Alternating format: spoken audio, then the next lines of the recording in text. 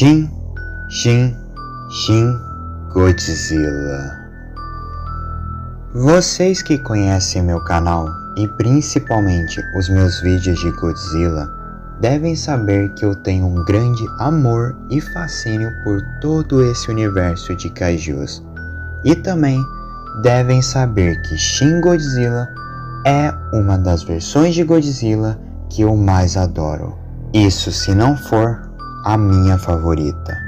Afinal, com certeza Shin Godzilla é até então a mais assustadora, grotesca, realista e medonha versão do Rei dos Monstros.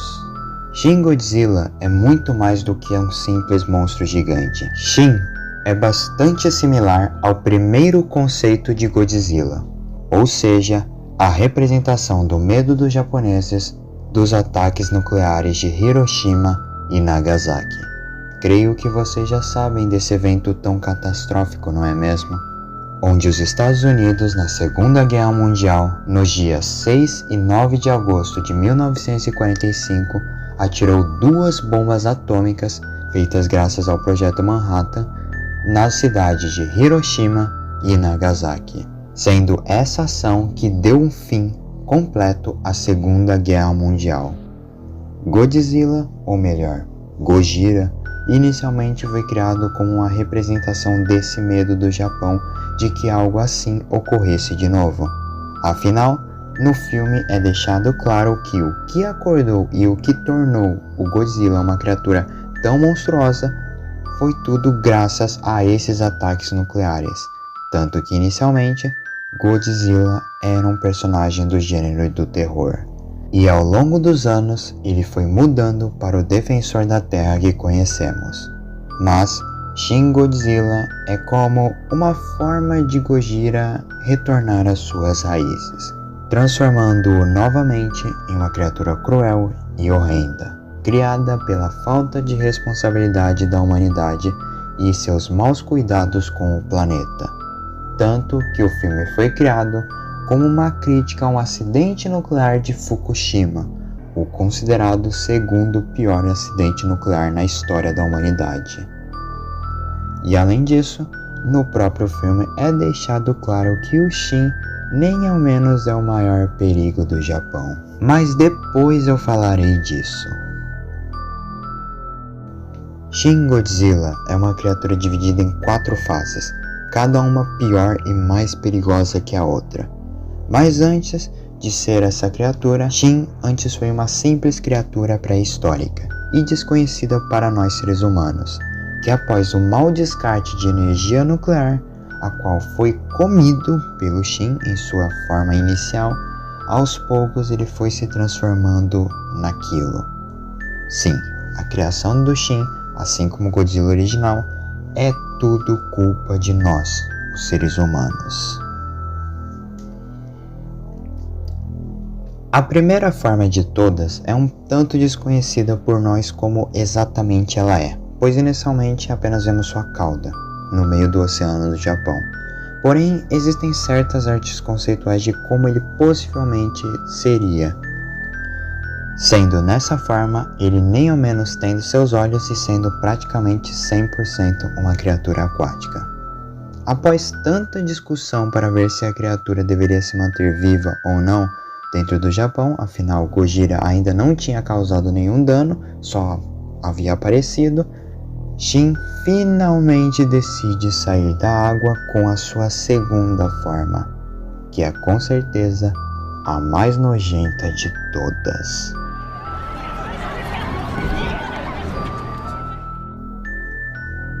Godzilla nem ao menos tem seus braços e anda de maneira quadrúpede, afinal nessa fase ele tecnicamente ainda não está adaptado ao ambiente terrestre, não completamente pelo menos. Ele tem uma pele claramente bem mais ressecada, olhos bem mais abertos, similar a um peixe, e principalmente tem suas guelras expostas, a qual vazam sangue. Pois Godzilla ainda estava com muita dificuldade de respirar fora da água. Nessa fase Godzilla basicamente pode andar, mas lembram do sangue que eu disse que ele jorra de suas guelras? Então, esse sangue é extremamente quente, ao ponto de ser extremamente corrosivo. Por isso, inclusive, Shin conseguiu chegar e andar na Terra. E, obviamente, graças à falta de preparação do país para algo como isso, a situação do Japão aos poucos foi piorando. Mas o pior mesmo foi quando Shin aparentemente havia morrido. Porque o que antes parecia uma situação de alívio, acabou se provando exatamente o contrário. Shin havia atingido sua terceira forma.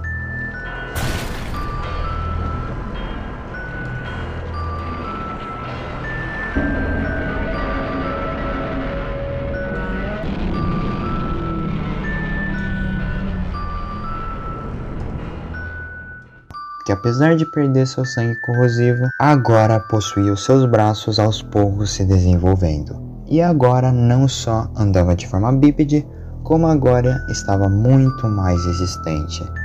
Nada, pelo menos até então, parecia fazer efeito nele. E obviamente o exército japonês não poderia usar armas mais fortes, porque poderia levar à morte de mais pessoas ainda. Mas eles tentaram. Tentaram o máximo que podiam usar o que tinham para acabar com aquilo. Mas nada parecia adiantar. E o pior, os ataques só tinham feito Shin se adaptar. Sim, Shin foi provado ser um ser adaptativo. Ou seja, tudo que jogavam nele ou atacavam, ele se adaptaria e se tornaria mais forte. E assim, a sua última forma e mais perigosa de todas estava completa.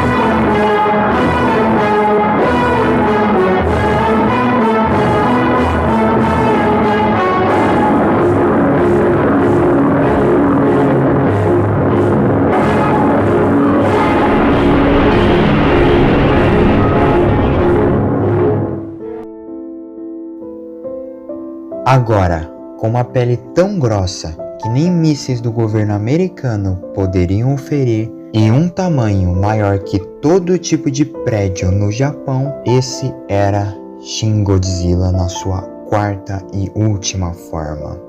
E além disso tudo, ele estava aos poucos deixando um rastro de radioatividade por onde passava, pois dentro de Gojira estava acontecendo o processo físico da fissão nuclear, que era a causa da sua autoadaptação. Graças à radiação nas células de Shin, ele poderia transformar qualquer célula de água e principalmente ar em novas células. Por isso que a cada ataque ele ia ficando mais forte, pois suas células são tão radioativas que podem se adaptar com extrema facilidade.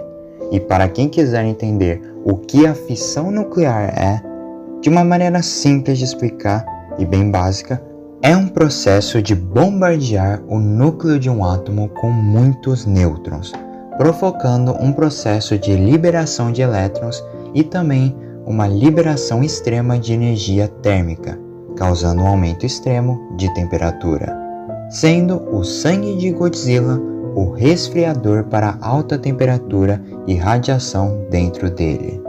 E se vocês acham que a radiação de Godzilla talvez não seja tão grande, bem, devo lhes dizer que a radiação dentro de Shin é tão forte que é capaz de criar essa baforada atômica.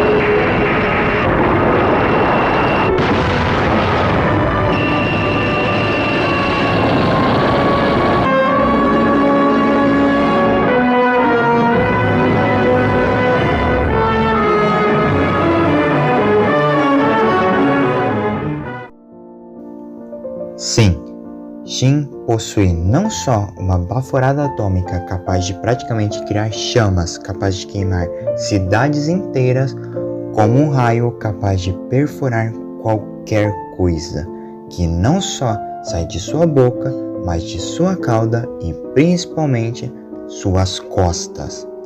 Essa sendo a última e mais poderosa versão de Shin, como eu falei, que quase destruiu o Japão por completo.